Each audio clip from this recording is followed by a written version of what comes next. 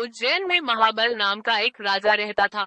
उसके हरिदास नाम का एक दूत था जिसकी महादेवी नाम की बड़ी सुंदर कन्या थी। जब वह विवाह योग्य हुई तो हरिदास को बहुत चिंता होने लगी। इसी बीच राजा ने उसे एक दूसरे राजा के पास भेजा। कई दिन चलकर हरिदास वहां पहुंचा। राजा ने उसे बड़ी अच्छी तरह से रखा। एक दिन एक ब्राह्मण हरिदास के पास आया। बोला, तुम अपनी लड़की मुझे दे दो।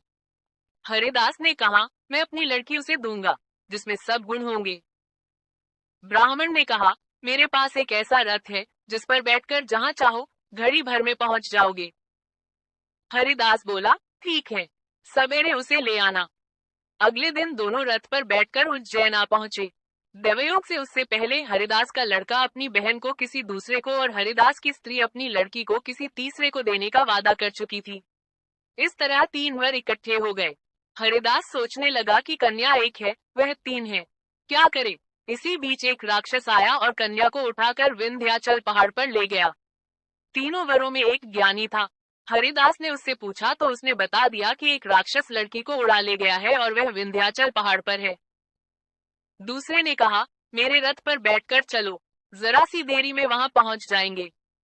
तीसरा बोला, मैं शब्दवेदी तीर चलाना जानता हूँ, राक्षस को मार गिराऊंगा। वे सब रथ पर चढ़कर विंध्याचल पहुंचे और राक्षस को मारकर लड़की को बचा जाए। इतना कहकर बेताल बोला, हे राजन, बताओ वह लड़की उन तीनों में से किसको मिलनी चाहिए। राजा ने कहा, जिसने राक्षस को मारा उसको मिलनी चाहिए, क्योंकि असली वीरता तो उसी ने दिखाई। बाकी 2 ने तो मदद की। राजा का इतना कहना था कि बेताल फिर पेड़ पर जा लटका और राजा फिर उसे लेकर आया तो रास्ते में बेताल ने छठी कहानी सुनाई।